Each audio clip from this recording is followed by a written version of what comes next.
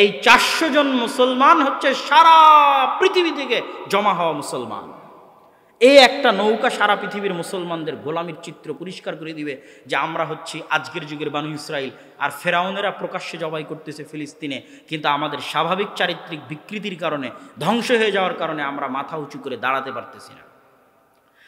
আরও দেখেন মুসলমানদের এই স্বাভাবিক চারিত্রিক বিকৃতি সংঘটিত হয়েছে কিভাবে। আরও দেখেন, এই নৌকায় যদি 400 জন মুসলমান থাকে, তাহলে এই 400 জন মুসলমান ইউরোপে ঢোকার পর, আমি আবারও বলছি, বাংলাদেশ নয় সারা পৃথিবীর মুসলমান ইউরোপে ঢোকার পর এদের জব কি, এদের পেশা কি?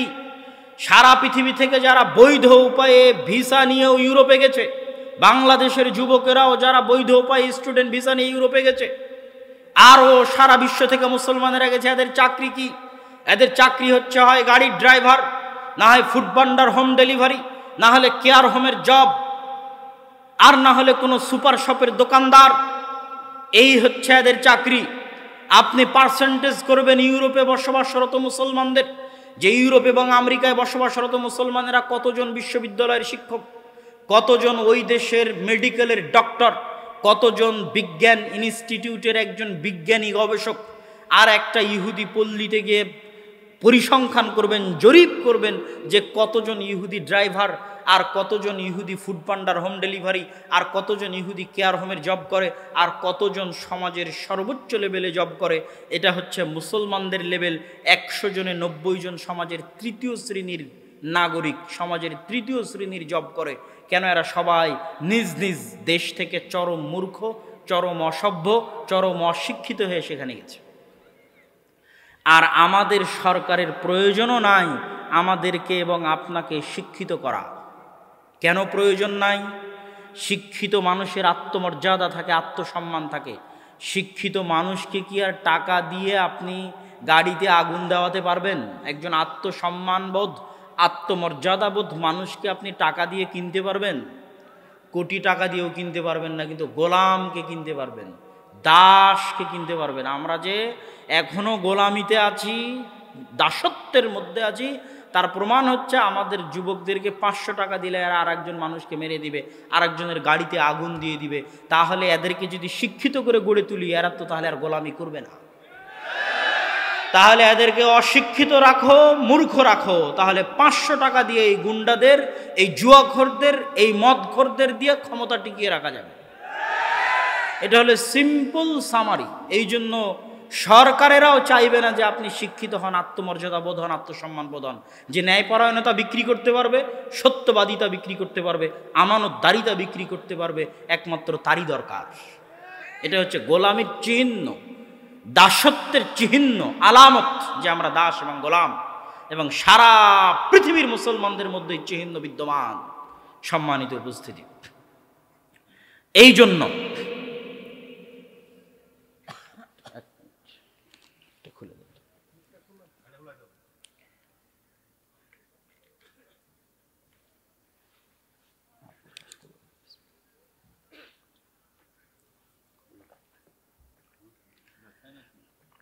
তো সারা বিশ্বের সমগ্র পৃথিবীর মুসলমানেরা শিক্ষা, দীক্ষা, আমানতদারিতা, সততা, ন্যায়পরায়ণতায় পিছিয়ে আছে, পিছিয়ে আছে। এই পিছিয়ে থাকা স্বচক্ষে দেখার পর, নিজ চোখে অনুভব করার পর, যে আমাদের কাছে আজকের যুগের ফেরাউনরা শিক্ষা এবং জ্ঞান বিক্রি করে, শিক্ষা এবং জ্ঞান বিক্রি করে আমাদেরকে গোলাম বানিয়ে রাখে। তারা শিক্ষিত, আমরা মূর্খ। একটা মাস্টার্স কোর্স 9 মাসের দাম 35 থেকে 40 লক্ষ বাংলাদেশি টাকা। একটা মাস্টার্স কোর্স 9 মাস, মূল্য বাংলাদেশি টাকা 35 থেকে 40 লক্ষ টাকা। তাহলে একটা 9 মাসের মাস্টার্স কোর্সের জন্য যদি 40 লক্ষ টাকা নেয়, তাহলে একটা পারমাণবিক বমের থিওরি দিতে কত কোটি টাকা নেবে? আর একটা বিমান কেমনে বানাতে হয়, বোয়িং আর এয়ারবাস কেমনে বানাতে হয়, ওইটা শিখাতে কত কোটি টাকা নিতে পারে? এই শিক্ষা বিক্রি করা হচ্ছে ফেরাউন আর এই বানু ইসরাইল, আজকের যুগের বানু ইসরাইল তথা আমরা বানু ইসমাইল যারা আজকের যুগের বানু ইসরাইল হয়ে গেছে, তাদের মধ্যে ডিফারেন্স 500 বছরের। ওরা শিক্ষায় 500 বছর এগিয়ে, আমরা 500 বছর পিছিয়ে।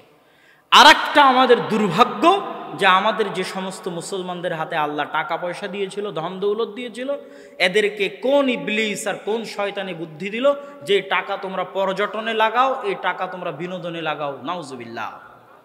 মধ্যপ্রাচ্যের দেশগুলো সেই টাকা বিনোদন আর পর্যটনে শেষ করে দিল।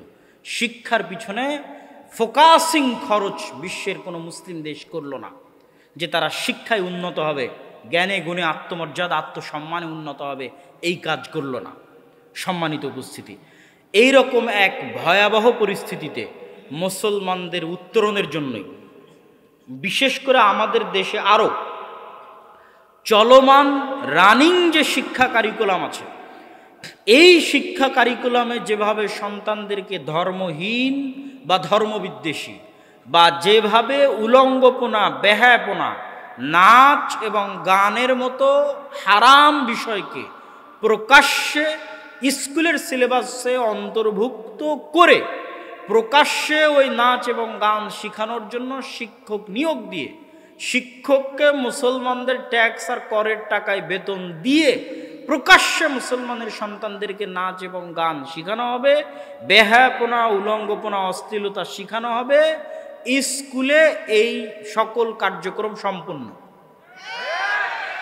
এই রকম এক ভয়ঙ্কর অবস্থায় আপনারা যদি ভবিষ্যৎ প্রজন্মকে রক্ষা করতে চান, ভবিষ্যৎ প্রজন্মের ঈমান এবং আকীদা রক্ষা করতে চান, তাহলে যখন আমাদের গোলামি শুরু হয়েছিল ব্রিটিশ আলমে, ব্রিটিশের শাসন আমলে আমাদের যে গোলামি শুরু হয়েছিল, তখন যেমন আমাদের আদি বাপদাদারা তাদের পরবর্তী প্রজন্মের ঈমান আকীদা রক্ষার জন্য মসজিদ ভিত্তিক মক্তব চালু করেছিল, দ্বীন শিক্ষার ব্যবস্থা চালু করেছিল, আজ আবারও ওই বিধান যে মসজিদ ভিত্তিক দ্বীন শিক্ষার ব্যবস্থা করতে হবে, এটা প্রত্যেক মুসলমানের উপর, প্রত্যেক মসজিদ কমিটির উপর, মসজিদের সাথে সংশ্লিষ্ট দায়িত্বশীলদের উপর আমার জ্ঞানে, আমার বিবেচনায়, আমার বুদ্ধিতে ফরজের মতো জরুরি কর্তব্য। এই ফরজের মতো জরুরি কর্তব্য আরও কেন, আরো একটু খুলে বলি। এখানে 1 ঘন্টা বা 1.5 ঘন্টা যদি বক্তব্য দেই, তাহলে আপনারা বাড়িতে যেতে যেতে সব কথা ভুলে যাবেন। গত বছরও এখানে এসেছিলাম, গত বছরও হয়তো 1-1.5 ঘন্টা বক্তব্য দিয়েছি, আজ আর মনে নাই আপনাদের। তার আগের বছর যদি এসে থাকি 1-1.5 ঘন্টা বক্তব্য দিয়েছি, ভুলে গেছেন, মনে নাই। কিন্তু আপনারা ছোটবেলায় যে বক্তব্যে 2-1টা দোয়া শিখেছেন, যে 2-1টা কোরআনের আয়াত শিখেছেন, আমল আকীদা শিখেছেন, ওটা এখনও মনে আছে। মরাপন তো অতটুকুই কাজে লাগে, সারা জীবনে আর সেভাবে শিখাও হয় না। আজকে যদি ওই মক্তব ব্যবস্থা উঠে যায় বা গেছে, থাকলে সেভাবে শক্তিশালী সচেতন অবস্থার উপর নাই, মজবুত অবস্থার উপর নাই। যেভাবে উঠে যাচ্ছে এবং উঠে গেছে, যেভাবে এলাকায় গ্রামে গ্রামে ব্রাক থেকে শুরু করে, প্রাথমিক বিদ্যালয় থেকে শুরু করে, কিন্ডারগার্টেন স্কুল থেকে শুরু করে, ইংলিশ মিডিয়াম স্কুল থেকে শুরু করে, খ্রিস্টান মিশনারিদের স্কুল থেকে শুরু করে ছড়িয়ে পড়ছে, সেটার সাথে আমরা যেভাবে শিক্ষা বিমুখ জাতি, শিক্ষা বিমুখ, আমাদের কাছে উন্নতি কি? আমাদের কাছে উন্নতি হচ্ছে কনস্ট্রাকশন। বিশাল 300 ফিট রাস্তা বানিয়েছেন, অথচ আপনারাই দাবি করছেন ইংল্যান্ড আপনাদের চেয়ে উন্নত। ইংল্যান্ডে যান দেখি, এত বড় রাস্তা আছে কিনা ইংল্যান্ডে, যে দেখেন যে আছে কিনা ইংল্যান্ডে এত বড় রাস্তা, আপনাদের এলাকার মতো সরু রাস্তা। তার মানে আমি বলছি না যে রাস্তা তৈরি করা উন্নতি নয়। আপনি মনে করছেন বিশাল দুবাই বুর্জ খলিফা বানিয়ে আপনি উন্নত হয়েছেন, তো বুর্জ খলিফার মতো আর বুর্জ খলিফা আমেরিকা ইউরোপে আছে কিনা দেখেন তো, নাই। তার মানে আমি বুঝাতে চাচ্ছি যে ওরা যদি পৃথিবীর আজকে সবচেয়ে উন্নত জাতি হয়ে থাকে, আর বিল্ডিং বানানো যদি উন্নতি হয়, তো সবচেয়ে উন্নত উঁচু বিল্ডিং ওদের এলাকায় থাকবে, স্বাভাবিক। রাস্তা বানানো যদি উন্নত হয়, তাহলে সবচেয়ে প্রশস্ত রাস্তা ওদের এলাকায় থাকবে। সেটা ওদের এলাকায় নেই, মুসলমানদের এলাকায় আছে, কিন্তু মুসলমানেরাই গোলাম। তাহলে ওরা কি দিয়ে পৃথিবী চালাচ্ছে ভাই? ওদের কাছে আছে অক্সফোর্ড, ক্যামব্রিজ, হার্ভার্ড, যা আপনার কাছে নাই। তাহলে মুসলমানেরা যদি উন্নত হতে চায়, তো ওখানে কাজে লাগাতে হবে। ওই একই রোগ, একই অসুস্থতা মুসলমানদের আপনাদের রুট লেভেলে, স্বাভাবিক রুট লেভেলে। মসজিদ উন্নত কেন? মসজিদে টাইলস আছে, মসজিদে এসি আছে। তো মসজিদ স্বর্ণ দিয়ে বানিয়ে দেন, এলাকার শব্দ জুয়াখোর মদ করে ভরে গেছে। তো স্বর্ণ দিয়ে মসজিদ বানিয়ে কি করবেন? যেখানে আশেপাশের সব মদখোর, জুয়াখোর, ফ্রি ফায়ার, পাবজি, এগুলোতে যুবক সমাজ ডুবে গেছে, ওই এলাকার মসজিদ স্বর্ণ দিয়ে বানিয়ে কি করবেন? এই জন্য আমি এখন পর্যন্ত 130-এর অধিক মসজিদ সফর করে ফি সাবিলিল্লাহ, আল্লাহর সন্তুষ্টির জন্য 130-এর অধিক মসজিদ সফর করে শক্তভাবে মসজিদ কমিটিদেরকে বলা আছে যে এই মসজিদের টাইলস বিক্রি করে মসজিদে মক্তব চালু করেন, মসজিদের এসি বিক্রি করে মসজিদে মক্তব চালু করেন। এরকম অসংখ্য মসজিদে গেছি যেখানে মসজিদে এসি আছে, টাইলস আছে, কিন্তু মসজিদে মক্তব নাই। কোথাও মক্তব আছে বেহাল দশা, খোঁজ নেওয়ার কেউ নাই, দেখার কেউ নাই। কোথাও মক্তব আছে কেউ একটু খোঁজ নিলে সবাই তাদের সন্তানদেরকে পাঠায় না, 5 জন, 10 জন, 40 জন, 50 জন, ভয়ঙ্কর করুণ অবস্থা। তাহলে আমাদের দৃষ্টিতে উন্নতি কি? আমাদের দৃষ্টিতে টাইলস মানে উন্নতি, এসি মানে উন্নতি। এই জন্য আমরা গোলাম। আমরা যদি আজকে এই মসজিদের দায়িত্ব কোনো 5 জন ইউরোপিয়ানকে দিয়ে দিই, তাহলে ওরা যদি এসে দেখে মসজিদ ফান্ডে 10 টাকা আছে, তাহলে 10 টাকার 5 টাকা আগে শিক্ষার জন্য ব্যয় করবে। এই জন্য ওরা পৃথিবীর শাসক। 10 টাকার 5 টাকা আগে জ্ঞানের উন্নতির জন্য ব্যয় করবে। এই জন্য ওরা পৃথিবীর শাসক। আর আমরা এই জন্য গোলাম, আমরা এই জন্য দাস, যে আমাদের কাছে এই শিক্ষা, এই জ্ঞানের কোনো মূল্য নাই। এই 1 ঘন্টার আলোচনা আপনারা সবাই ভুলে যাবেন, কিন্তু ওই মসজিদে যদি একটা শক্তিশালী মক্তব পরিচালিত হয়, যেই মক্তবের মাধ্যমে মৌলিকভাবে কোরআন শিখবে, মৌলিকভাবে দ্বীন শিখবে, তাহলে সেই মৌলিক দ্বীন শিক্ষা, মৌলিক কোরআন শিক্ষা স্থায়ী হবে, স্থায়ী। ওই বাচ্চা আর কোনোদিন ভুলবে না। তারপরে আর এক দল আসবে, আর এক দল আসবে, আর এক দল আসবে। সবচেয়ে বড় সাদাকায়ে জারিয়া হিসেবে আপনার জীবনে থেকে যাবে মসজিদ ভিত্তিক দ্বীন শিক্ষার এই কার্যক্রম। আর দাওয়া ইলাল্লাহের পক্ষ থেকে আমরা সারা দেশে এখন পর্যন্ত 300টি মক্তব উদ্বোধন করেছি। মক্তব পরিচালনার জন্য সিলেবাস প্রণয়ন করা হয়েছে। উসমানী কায়দা এবং আদর্শ শিক্ষা, এই দুটো হচ্ছে আমাদের সিলেবাসের বই। আজকেও খোঁজ নিলে পেতে পারেন। এই বইয়ের উপর শিক্ষকদের ট্রেনিংয়ের ব্যবস্থা করা হয়েছে। আজকে এখন আল জামিয়া সালাফিয়া ডাঙ্গিপাড়া পবা রাজশাহীতে 3য় ব্যাচের 10 দিন ব্যাপী ট্রেনিং চলতেছে, যেখানে বাংলাদেশের বিভিন্ন অঞ্চল থেকে 30-এর অধিক মক্তবের শিক্ষকেরা একত্রিত হয়েছে। 2য় ব্যাচে 70 জন মক্তবের শিক্ষক ট্রেনিং নিয়েছে। প্রথম ব্যাচে 40 জন মক্তবের শিক্ষক ট্রেনিং নিয়েছে। আর এখন 3য় ব্যাচের ট্রেনিং চলতেছে জামিয়া সালাফিয়া ডাঙ্গিপাড়া পবা রাজশাহীতে। এখন আজকেও ট্রেনিং নিচ্ছে। এই যে 40 জন, 70 জন, 30 জন, এদের সকলের যাতায়াত খরচ ফ্রি। আল জামিয়া সালাফিয়া বহন করবে, আর দাওয়া ইলাল্লাহ বহন করবে, করেছে। প্রথম ব্যাচে যারা এসেছে তাদেরকে যাতায়াত খরচ দেওয়া হয়েছে। 2য় ব্যাচে যারা এসেছে তাদেরকে যাতায়াত খরচ দেওয়া হয়েছে। 3য় ব্যাচে যারা আসবে তাদেরকেও যাতায়াত খরচ দেওয়া হবে। এদের থাকা এবং খাওয়া ফ্রি, আর দাওয়া ইলাল্লাহ বহন করবে। এদের প্রত্যেকের হাতে একটা করে মক্তবের জন্য 5টা থেকে 10টা করে কপি বই ওই মক্তবের ছাত্রদের জন্য ফ্রি দেওয়া হয়েছে। যতজন শিক্ষক এখানে ট্রেনিং নিতে এসেছে তার মক্তবের জন্য 5 থেকে 10 কপি করে বই আমাদের সাধ্য অনুযায়ী ফ্রি দেওয়া হয়েছে।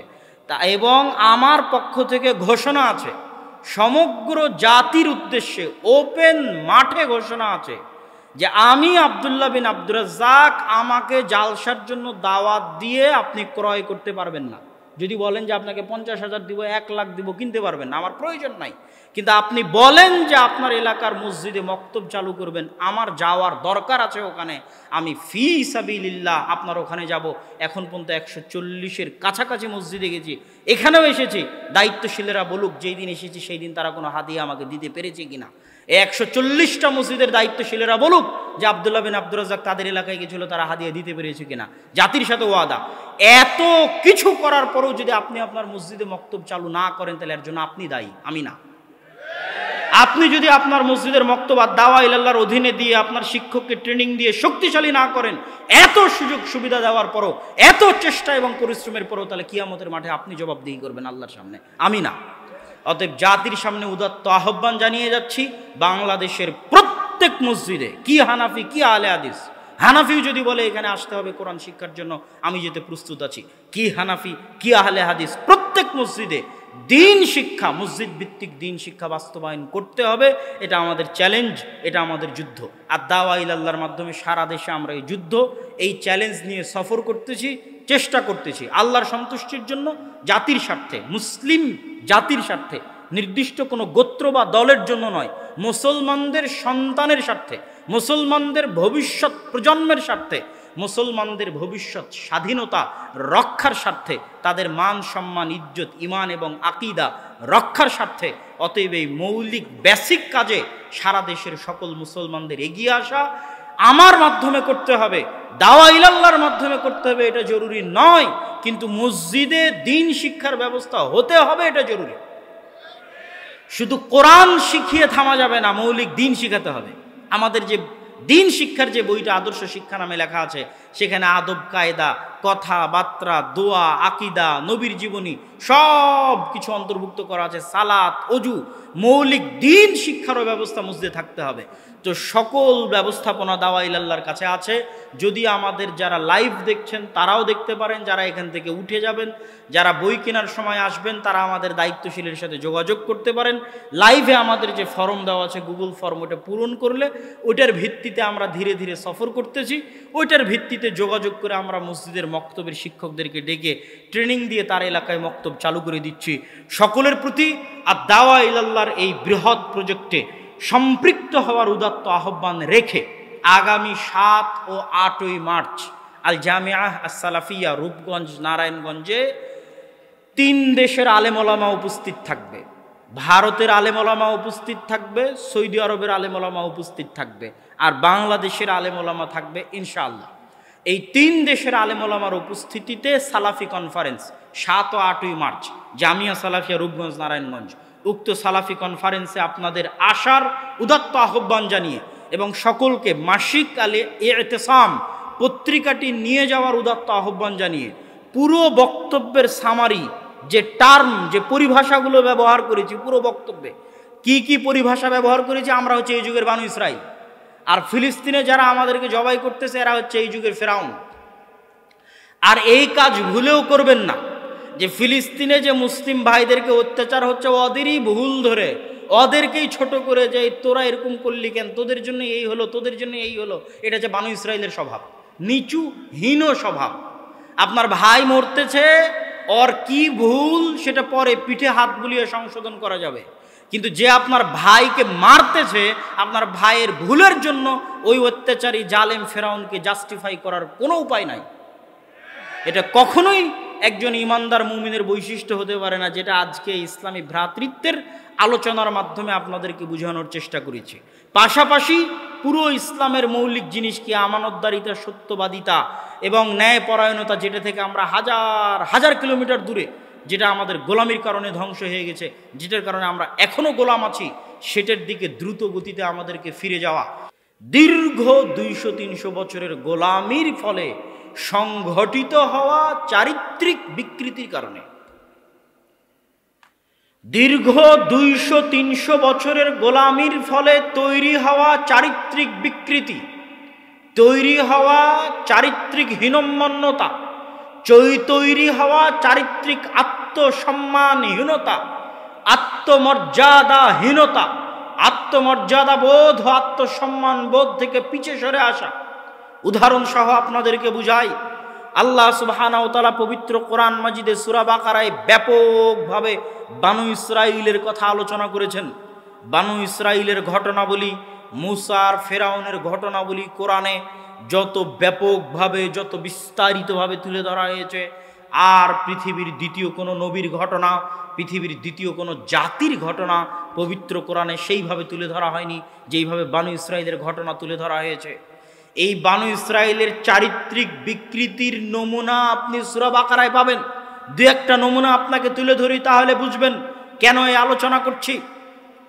বানু ইসরাইলদের উপর ফেরাউন যে অত্যাচার করতো, সেই অত্যাচারের বর্ণনা আল্লাহ দিয়েছেন। ইযাববিহুনা আবনাকুম ওয়া ইস্তাহয়ুনা নিসাআকুম ওয়া ফী যালিকুম বালাউম মির রাব্বিকুম আযীম। ফেরাউন তোমাদের জীবিত রাখতো তোমাদের কন্যা সন্তানদেরকে, আর জবাই করতো তোমাদের পুরুষ সন্তানদেরকে। যেই ফেরাউন তাদের কন্যা সন্তানদের জীবিত রাখতো, পুরুষ সন্তানদের জবাই করতো, ওই ফেরাউনকে তারা নিজের চোখে নিজের চোখে সাগরে ডুবতে দেখেছে। তারা নিজের চোখে দেখেছে আল্লাহ তাদেরকে বাঁচানোর জন্য সাগরকে ফেড়ে দিলেন। সাগর ফেড়ে সাগরের মধ্যে দিয়ে রাস্তা তৈরি হলো, সেই রাস্তা দিয়ে তারা পার হয়ে আসলো। ফেরাউন ডুবে মারা গেল, এটা তারা নিজে চোখে দেখেছে। নিজে চোখে এত বড় নেয়ামত দেখার পরেও মুসা আলাইহিস সালাতু ওয়াস সালামের সাথে সাগর পার হওয়ার পর সিনাই মরুভূমিতে গিয়ে মুসা আলাইহিস সালাতু ওয়াস সালামকে এই কওমই বলছে, এই জাতি বলছে, লান নুমিনা হাত্তা নারাল্লাহ জাহরাতান, মুসা ততক্ষণ পর্যন্ত তোমার আল্লাহর উপর ঈমান আনয়ন করব না যতক্ষণ না তোমার আল্লাহকে নিজে চোখে না দেখছি। নাউজুবিল্লাহ। এর চেয়ে বড় নিজে চোখে দেখা পৃথিবীতে আর কি হতে পারে? যেই ফিরাউন 150-200 বছর যাবত ওদের মেয়ে সন্তানদের বাঁচিয়ে রাখলো, ছেলে সন্তানদের চোখের সামনে জবাই করলো, যেই ফিরাউনকে আল্লাহ ওদের চোখের সামনে সাগরে ডুবিয়ে দিল, যেই ফিরাউনকে ডুবিয়ে দিয়ে সাগরের মধ্যে আস্ত রাস্তা তৈরি করে দিয়ে তাদের বাঁচিয়ে দিল, তারা মুসাকে বলছে লান নুমিনা হাত্তা নারাল্লাহ জাহরাতান, মুসা তোমার আল্লাহর উপর ঈমান আনয়ন করবে না যতক্ষণ না আল্লাহকে সচক্ষে দেখব। শুধু এখানেই সীমাবদ্ধ নয়, তারা মুসা আলাইহিস সালাতু ওয়াস সালামকে বলল এই মরুভূমির মধ্যে পানির ব্যবস্থা নাই, আপনার আল্লাহকে বলেন পানির ব্যবস্থা করে দিতে। ওয়াইয ইসতাসকা মুসা লিকওমিহি ফাকুল নাযরিব বিআসাকাল হাজার ফানফাজারাত মিনহু ইসনাতা আশারাতা আইনা। যখন মুসার কওম মুসাকে বলল পানির ব্যবস্থা নাই, পানির ব্যবস্থা করে দেন, মরুভূমিতে পানির ব্যবস্থা নাই, পাশে যে সাগরে ফেরাউন ডুবে মারা গেছে ওটা লবণাক্ত, ওই পানি খাওয়া সম্ভব নয়, আর সিনাই মরুভূমিতে পানির ব্যবস্থা নাই, আমরা মুসাকে বললাম আপনার লাঠি দিয়ে পাথরে আঘাত করেন, ফানফাজারাত মিনহু ইসনাতা আশারাতা আইনা, পাথর থেকে 12টি ঝর্ণাধারা তৈরি হলো। 12টা কেন? ইয়াকুব আলাইহিস সালামের 12 সন্তান ছিল।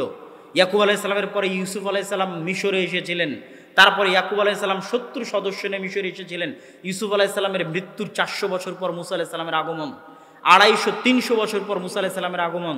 ইউসুফ থেকে মুসার মধ্যবর্তী 300 বছর এরা ছিল গোলাম, ফেরাউনের গোলাম। তো ওই 12 সন্তানের 12 বংশধরের জন্য ঝর্ণা তৈরি হলো, ঠিক আছে, পানির ব্যবস্থা হলো, খাবারের ব্যবস্থা নাই। আল্লাহ জান্নাত থেকে তাদের জন্য খাবার পাঠালেন, মান্নার সালওয়া। মান্না সালওয়া কি ভাই? আজকের আধুনিক যুগের সবচেয়ে দামি মাশরুম, যেটার 1 কেজির দাম বাংলাদেশি টাকায় 5 লক্ষ থেকে 4 লক্ষ টাকা। 1 কেজি মাশরুমের দাম বর্তমান পৃথিবীর সবচেয়ে দামি মাশরুম, সেটা হচ্ছে মান্না সালওয়া। আর এক ধরনের পাখি আসতো আসমান থেকে, তাদের গাছে বসতো, ওই পাখিকে তারা জবাই করে খেত। এই হলো মান্নার সালওয়া, এটা আসমান থেকে আসতো। তাহলে চোখের সামনে জান্নাত থেকে খাবার আসছে, চোখের সামনে ঝর্ণা ফেটে পানি বের হচ্ছে, তারপরেও এই কওম কি করলো? মুসা আলাইহিস সালাতু ওয়াস সালাম যখন ওয়াইদ ওয়া'আদনা মুসা 40 লাইলা, মুসা আলাইহিস সালাম যখন 40 রাত 40 দিনের জন্য তুর পাহাড়ে আল্লাহর ইবাদত করতে চলে গেল, ফাত্তাখাযতুমুল ইজলা, তখন এরা আল্লাহর ইবাদত বাদ দিয়ে বাছুরের পূজা করা শুরু করলো। এই কওম চোখের সামনে। শুধু তাই নয়, চোখের সামনে ঝর্ণা দিয়ে পানি বের হওয়ার পরও, চোখের সামনে জান্নাত থেকে খাবার আসার পরেও তারা মুসা আলাইহিস সালামকে বলল লান নাসবিরা আলা তুআমিন ওয়াহিদিন, মুসা এই প্রত্যেক দিনের এক খাবার ভালো লাগে না, এই প্রত্যেক দিনের মান্না সালওয়া একই আইটেম, সকালে দুপুরে রাতে 7 দিন 10 দিন মাস বছর একই আইটেম ভালো লাগে না। তোমার আল্লাহকে বলো পেঁয়াজ রসুন শসা আদা ডালের ব্যবস্থা করে দিতে। আল্লাহ সুবহানাহু ওয়া তাআলা বললেন যদি তোমাদের পেঁয়াজ রসুন আদা ডালের দরকার হয় তাহলে পাশেই পবিত্র ভূমি আছে, আল আরদুল মুকাদ্দাসা আল্লাতী কাতাবাল্লাহু লাকুম, পাশেই পবিত্র ভূমি আছে যেটা আল্লাহ তোমাদের জন্য রেখেছে, যাও যুদ্ধ করে বিজয় করো। ওইটা খুবই উর্বর জমি, যা চাষ করবা তাই হবে। সিনাই মরুভূমিতে কিছু হবে না। সিনাই মরুভূমি পার হলে ফিলিস্তিন, সিনাই মরুভূমি পার হলে জেরুজালেম, যা লাগাবেন তাই হবে, অনেক উর্বর জমি, সেখানে যাও। তারা উত্তরে কি বলল? ইযহাব আনতা ওয়া রাব্বুকা ফাকাতিলা, মুসা আপনি আর আপনার আল্লাহ গিয়ে যুদ্ধ করেন, আমরা এখানে বসে থাকব, আপনারা যুদ্ধ করে যেদিন বিজয়ী হবেন সেই দিন আমরা আসব। বলেন নাউজুবিল্লাহ। এবার কল্পনা করেন এরা কারা? এরা হচ্ছে নবীর সন্তান। কোন নবীর সন্তান? ইয়াকুব আলাইহিস সালাতু ওয়াস সালামের 12 সন্তানের পরবর্তী বংশধর। কেমনে নবীর সন্তানদের চরিত্র এই পর্যায়ে আসতে পারে যে চোখের সামনে এত বড় বড় নেয়ামত দেখার পরেও, এত দয়া এত রহমত দেখার পরেও আল্লাহর সাথে এত নিমক হারামি? কোন নিম্ন লেভেলের চরিত্র হলে, আত্মমর্যাদাহীন আত্মসম্মানহীন হলে মানুষ এই লেভেলে এই জায়গায় নেমে যেতে পারে, এটার উত্তরই হচ্ছে এই 300 বছরের ফেরাউনের গোলামি ওদের স্বাভাবিক আত্মমর্যাদা আত্মসম্মানকে ধ্বংস করে দিয়েছিল, ওদেরকে হীনম্মন্য গোলাম দাস জাতিতে পরিণত করেছিল। আর গোলামের কোনো আত্মমর্যাদা নাই, আত্মসম্মান নাই, এই জন্য এরা আল্লাহর সাথে এরকম ছেলে খেলা করতে থেকেছে। এই হচ্ছে সারমর্ম। মুসা আলাইহিস সালাতু ওয়াস সালামকে আল্লাহ এদের গোলামি থেকে বাঁচিয়ে ফেরাউনের বাড়িতে মানুষ করেছেন। ফেরাউনের বাড়িতে মুসা আলাইহিস সালাতু ওয়াস সালাম স্বাভাবিক একজন মানুষের যে মর্যাদা, যে সম্মান, যে আত্মসম্মান আত্মমর্যাদা, ওইটার উপর বড় হয়েছেন, গোলাম হিসেবে বড় হননি। স্বাভাবিক একজন মান সম্মানিত মানুষ যেভাবে বড় হয় ওভাবে বড় হয়েছেন। এই জন্য ফেরাউনের প্রাসাদ থেকে বের হয়ে যখন দেখছেন যে একজন বানু ইসরাইলকে ফেরাউনের একজন লোক মারতেছে, তখন তিনিও উঠে ওকে এক থাপ্পড় দিয়ে দিয়েছেন যে এই অন্যায় উনি সহ্য করতে পারেননি। উনি যদি বানু ইসরাইলদের মতো গোলাম থাকতেন জীবনে মারতে পারতেন না, কেননা ওই মারার জাজবা ওনার রক্তে তৈরি হতো না। গোলামের রক্তে এটা আসতে পারে না, দাসের রক্তে এটা আসতে পারে না। ফেরাউনের বাড়িতে স্বাধীন মানুষ হিসেবে বড় হয়েছেন, এই জন্য থাপ্পড় লাগিয়ে দিয়েছেন। গায়রাত কাজ করেছে। কেন অন্যায় করবি, কেন অন্যায়ভাবে আর একজন মানুষকে মারবি? এবার চলে আসেন আমাদের অবস্থা। আমি বহুদিন যাবৎ ভাবতাম যে আল্লাহ সুবহানাহু ওয়া তাআলা কেন পবিত্র কোরআনে এত বিস্তারিত করে বানু ইসরাইলের ঘটনা বলল, আর দুনিয়ার কোনো জাতির ঘটনা এত বিস্তারিত বলেনি। কি আদ, কি সামুদ, কি লুত, 1-2 বাক্যে শেষ করে দিয়েছে। 1-2 বাক্য। আদ, সামুদ, লুত অন্যায় করেছিল, ধ্বংস করে দিয়েছে, 1-2 বাক্যে শেষ। আর ঘটনা বর্ণনা করেছে ডিটেইলস বানু ইসরাইলের কোরআনে।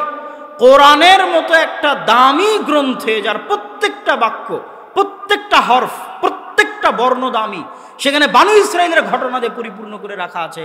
এটা আগে বুঝতাম না। এখন মুসলমানদের চরিত্র দেখে, ইউরোপ ঘুরে মুসলমানদের অবস্থা দেখে, ফিলিস্তিনে মুসলমানদের উপর অত্যাচার দেখে আমার ব্রেন পরিষ্কার হয়ে গেছে যে আল্লাহ কোরআনে বানু ইসরাইলদের আলোচনা এই জন্যই করেছে যে মুসলমানেরাও একদিন বানু ইসরাইল হয়ে যাবে। স্বভাবে, চাল চরিত্রে, গোলামিতে, দাসত্বে বানু ইসরাইল আর মুসলমানদের মধ্যে কোনো পার্থক্য থাকবে না। যখন এই রেজাল্টটা আমি পৌঁছলাম, তখন আল্লাহর নবীর একটা হাদিসও ব্রেনে চলে আসলো, আরে এটা তো আমার আবিষ্কার করার কিছু নাই, আল্লাহর নবী তো নিজেই বলে গেছে। আল্লাহর নবী নিজে হাদিসে বলে গেছে যে তোমরা বানু ইসরাইলদের মতো হবা 2 জুতার পাটের মতো। এক জুতার পাট আর এক জুতার পাটের সাথে যেভাবে মিলে যায়, আমার উম্মত বানু ইসরাইলের সাথে ওইভাবে মিলে যাবে। বানু ইসরাইলেরা যদি 70 গ্রুপে বিভক্ত হয়ে থাকে, তাহলে আমার উম্মত 70 গ্রুপের চাইতে বেশি ফেরকায় বিভক্ত হবে। বানু ইসরাইলের কোনো ব্যক্তি যদি ওর মায়ের সাথে জেনা করে থাকে, তাহলে আমার উম্মতের একজন লোক মায়ের সাথে জেনা করবে। এইভাবে তোমরা মিলে যাবে। নাউজুবিল্লাহ। তো এটা আমার নতুন করে বের করার কিছু নাই, কিন্তু এটা আমার বুঝার বাকি ছিল, বাস্তবে দেখার বাকি ছিল। এখন আপনি মুসলমানদের দেখেন, ভারতের মুসলমানদের দেখেন, ইউরোপে যারা মুসলমান গেছে তাদের দেখেন, আপনার বাংলাদেশের হুজুরদেরকে দেখেন, আলেম ওলামাদেরকে দেখেন, কিভাবে একজন আরেকজনকে গালাগালি করতেছে, কিভাবে একজন আরেকজনের বিরুদ্ধে মারামারি করতেছে, কিভাবে একজন আরেকজনের বিরুদ্ধে লেখালেখি করতেছে। ন্যূনতম আত্মসম্মান, ন্যূনতম আত্মমর্যাদা থাকলে মানুষ যে ধরনের কথা বলে না, যে ধরনের আচরণ করে না, সেই ধরনের আচরণ সাধারণ মুসলমান তো দূরে থাক, আলেম ওলামারা করতেছে। তাহলে এরা যদি আজকের যুগের বানু ইসরাইল না হয়, কারা আজকের যুগের বা কারা বানু ইসরাইল হবে? স্বভাবে, চাল চরিত্রে বানু ইসরাইল হয়ে গেছে মুসলমানেরা। এই জন্য মুসলমানদের ভাগ্যে বানু ইসরাইলের ভাগ্য মিলে গেছে। কিভাবে? ফেরাউন যেভাবে বানু ইসরাইলদেরকে জবাই করত দিনের বেলা প্রকাশ্যে, পৃথিবীতে কেউ বলার ছিল না, ওই রকম মূল্যহীন হয়ে গেছিল বানু ইসরাইলরা। তো আজকের যারা বানু ইসরাইল, তাদেরকে ওইভাবেই হত্যা করতেছে আজকের ফেরাউনেরা। কেন? ফিলিস্তিনে কি লুকিয়ে হত্যা করা হচ্ছে ভাই? ফিলিস্তিনে কি গোপনে হত্যা হচ্ছে? সারা পৃথিবীর কোটি কোটি মানুষের সামনে, কোটি কোটি মানুষের সামনে। গতকাল ফিলিস্তিনি একজন তরুণী তার ভিডিও দিয়েছে যে তারা আগে ভিডিও দিত ভাই বোন মিলে, ভাই বোন মিলে ভিডিও দিত, বাপের সাথেও ভিডিও দিয়েছে। আর এখন ভিডিও দিয়ে বলতেছে এই যে এটা আমার ভাইয়ের কবর, আমার ভাই মরে গেছে, যে ভাই আমার সাথে আপনাদেরকে ভিডিও দিত। এই যে এটা আমার বাপের কবর, আমার বাপ মারা গেছে, যে বাপও আপনাদেরকে ভিডিও দিত, দুনিয়ার মানুষকে সম্বোধন করতেছে যে এই যে দেখেন ফিলিস্তিনের এই অবস্থা, এই যে কারেন্ট নাই, এই যে পানি নাই, এই যে বিদ্যুৎ নাই, এই যে খাবার নাই, এই যে আমাদেরকে হত্যা করা হচ্ছে, এই যে আমার ভাইকে মেরে ফেলে দিল, এই যে আমার বাপকে মেরে ফেলে দিল, এই যে আমার বোনকে মেরে ফেলে দিল। লক্ষ লক্ষ মানুষ দেখতেছে, সারা বিশ্বের মুসলমানেরা দেখতেছে, মুসলিম দেশগুলো দেখতেছে, সারা বিশ্বের কাফের মুশরিকেরা দেখতেছে, ইহুদি খ্রিস্টানেরা দেখতেছে, বিবিসিতে দেখতেছে, আল জাজিরাতে দেখতেছে, কিন্তু কথা বলার কেউ নাই। তাহলে আমরা যদি ওই যুগের বানু ইসরায়েল না হইতে, এর চেয়ে বড় উদাহরণ কি নিবেন? সেই যুগের ফেরাউনের কথা আল্লাহ কোরআনে বলছে যে ও জীবিত জবাই করে দিত পুত্র সন্তানকে চোখের সামনে। তারা তো জীবিত আমাদের শিশু বাচ্চাদেরকে হত্যা করতেছে সারা পৃথিবীর চোখের সামনে, কেউ বলার নাই। তাহলে আমরা বানু ইসমাইল কিন্তু হয়ে গেছি বানু ইসরাইল। কেন? আমাদের স্বভাব চরিত্র, চাল চরিত্রের কারণে আল্লাহ বানিয়ে দিয়েছে। মুসলমানদের এই স্বাভাবিক চাল চরিত্র বিকৃত হলো কখন? একই কারণ, সেম কারণ। ঠিক যেভাবে 200-300 বছরের গোলামিতে, 200-300 বছরের ফেরাউনের গোলামিতে বানু ইসরাইলের স্বভাব নষ্ট হয়ে গেছিল, ঠিক তেমনি 200 বছরের কলোনিয়াল সিস্টেমের গোলামিতে আমাদের চরিত্র বিকৃত হয়ে গেছে। ভাই, আমরা 200-250 বছর থেকে গোলাম। আপনি মনে করেন না যে আমরা স্বাধীন হয়েছি? যেই দিন থেকে ব্রিটিশরা এই দেশে প্রবেশ করেছে 1757 সালের 23শে জুন, সেই দিন থেকে আজ 2023 পর্যন্ত গোলাম আমরা। তাহলে কতদিনের গোলামি? প্রায় 200 থেকে 250 বছরের গোলামি। তো ওই 1757 23শে জুনে যে মুসলমানেরা এই দেশে বসবাস করতো, ওর আত্মমর্যাদা ছিল, ওর আত্মসম্মান ছিল, ওর দাপট ছিল, ওর ক্ষমতা ছিল, ওর সাহস ছিল, আর আমানতদারিতা ছিল, ন্যায়পরায়ণতা ছিল। আর 300 বছরের গোলামে আমাদের স্বভাব এত খারাপ হয়ে গেছে যে হুজুরে হুজুরে মারামারি লেগে যাবে, স্টেজে মারামারি লেগে যাবে। স্টেজে যদি মারামারি লাগিয়ে দেন তো মারামারি লেগে যাবে। এই হচ্ছে আমাদের স্বাভাবিক চরিত্রের বিকৃতি গোলামির কারণে। যে একটা উদাহরণ দিলাম। আর কবি ইকবালের ওই বাক্য তো আছেই যে সবক ফিরসে পড়, আদালত কা, সাদাকত কা, সুজাআত কা। এ মুসলমানেরা, তোমরা নতুন করে সত্যবাদিতা শিখো, যেই সত্যবাদিতা তোমাদের নবীর জন্মগত বৈশিষ্ট্য ছিল। তোমরা নতুন করে ন্যায়পরায়ণতা শিখো, যেই ন্যায়পরায়ণতা তোমাদের নবী হওয়ার আগে জন্মগত ন্যায়পরায়ণ ছিল। তোমরা নতুন করে আমানতদারিতা শিখো, তোমাদের নবী জন্মগত আমানতদার ছিলেন। তোমরা নতুন করে সাহসিকতা শিখো, তোমাদের নবী জন্মগত সাহসী ছিলেন। আর তোমাদের সালাত, সিয়াম, হজ, যাকাত থাকার পরেও তোমরা মিথ্যুক, তোমরা দুর্নীতিবাজ, তোমরা চরম অন্যায়পরায়ণ। এই জন্য আল্লাহ তোমাদেরকে গোলাম বানিয়ে দিয়েছে। তোমরা নতুন করে সত্যবাদিতা, আমানতদারিতা শিখো, আল্লাহ তোমাদেরকে পুনরায় দুনিয়ার নেতৃত্ব দিয়ে দিবেন। আপনি যান, এই 3টে জিনিস পরীক্ষা করেন। একটা মসজিদ ধরেন, মসজিদ কমিটি ধরেন, মসজিদের ইমাম মুয়াজ্জিন ধরেন, ওই মসজিদে সালাত আছে, সিয়াম আছে, যাকাত আছে, মসজিদের মুসল্লি হজ করে এসেছে, কি নাই? সত্যবাদিতা নাই, আমানতদারিতা নাই, ন্যায় পরায়ণতা নাই। হয় কমিটি ইমামের উপর জুলুম করছে, না হয় ইমাম মুয়াজ্জিনের উপর জুলুম করছে, না হয় কেউ কারো নামে সত্য মিথ্যা কথা বলছে, না হয় কেউ টাকা মেরে নিয়ে আমানতদারিতার খেয়ানত করতেছে। মাদ্রাসায় যান, মাদ্রাসায় গিয়ে মাপেন, সালাত আছে, সিয়াম আছে, হজ আছে, যাকাত আছে, কি নাই? আমানতদারিতা নাই, ন্যায় পরায়ণতা নাই, সত্যবাদিতা নাই। ইসলামী দলে যান, ইসলামী সংগঠনে যান, কি আহলে হাদিস, কি সালাফি, কি নন আহলে হাদিস, কি হানাফি, ইসলামী দল সংগঠনে যান, গিয়ে দেখেন সালাত, সিয়াম, হজ, যাকাত আছে, কি নাই? আমানতদারিতা নাই, ন্যায়পরায়ণতা নাই, সত্যবাদিতা নাই, সাহসিকতা নাই, চামচামি আছে, চাটুকারি আছে, দুর্নীতি পরায়ণতা আছে, মিথ্যাবাদিতা আছে, অসাহসিকতা আছে। এদেরকে দিয়ে কোনোদিন পৃথিবী বিজয় হবে না।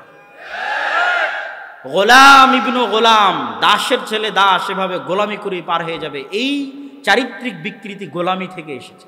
আমাদের স্বাভাবিক চরিত্র এরকম ছিল না, গোলামি করতে করতে এই চরিত্র এসেছে। কেন? ব্রিটিশদের আজীবনের রুল ছিল ডিভাইড অ্যান্ড রুলস, ভাগ করো আর শাসন করো। এই ভাগ করো আর শাসন করোতে স্বাভাবিক চারিত্রিক বিকৃতি ঘটেছে। আমাদের যেমন ব্রিটিশরা শাসন করেছে, ঠিক আমাদের হাজার হাজার মাইল দূরের ভাই আফ্রিকার মুসলমানদেরকে কারা শাসন করেছে? এখনো শাসন করছে। ফ্রান্স, ইতালি, স্পেন আজও শাসন করছে। আফ্রিকার মুসলিম দেশগুলো আজও নিজের টাকা নিজের কেন্দ্রীয় ব্যাংকে রাখতে পারবে না, ফ্রান্সের কেন্দ্রীয় ব্যাংকে রাখতে হবে। আজও একটা অস্ত্র কিনতে পারবে না ফ্রান্সের অনুমতি ছাড়া, স্বাধীন দেশ।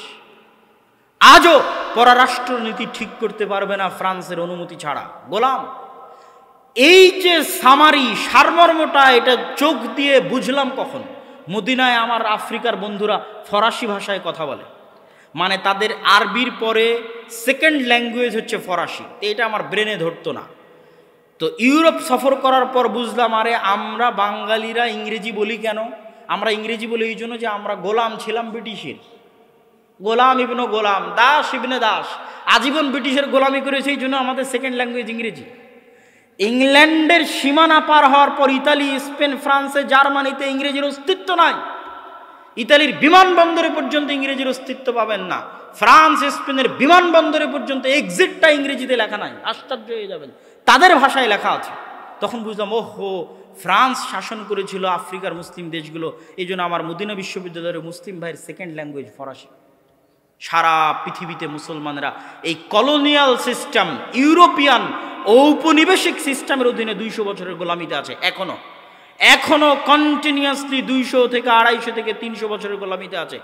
এই জন্য ফ্রান্সের আইফেল টাওয়ারের পাশে যতগুলো বিড়িখোর আছে, যতগুলো সিগারেটখোর আছে, যতগুলো মদখোর আছে, যতগুলো জুয়াখোর আছে, আল্লাহর কসম সবগুলো মুসলমান। নিজে চোখে দেখা কথা বলছি, সব মুসলমান। ওদের চরিত্র বিকৃত করেছে গোলামিতে। ওরা সব আফ্রিকান দেশগুলো থেকে আসে ওখানে আড্ডা দিচ্ছে, বিড়ি খাচ্ছে, সিগারেট খাচ্ছে, মদ খাচ্ছে, জুয়া খেলতেছে, ধ্বংস হয়ে গেছে চরিত্র।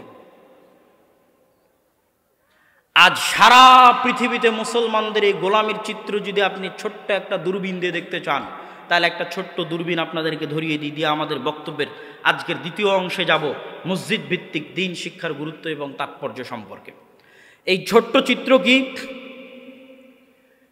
বৈধ উপায়ে যারা ইউরোপ যাচ্ছে তাদের কথা বাদ দিলাম, অবৈধ উপায়ে শুধু বাংলাদেশ নয়, এখনকার একটা কথাও বাংলাদেশ না, সারা বিশ্বের মুসলমানদের কথা বলতেছি।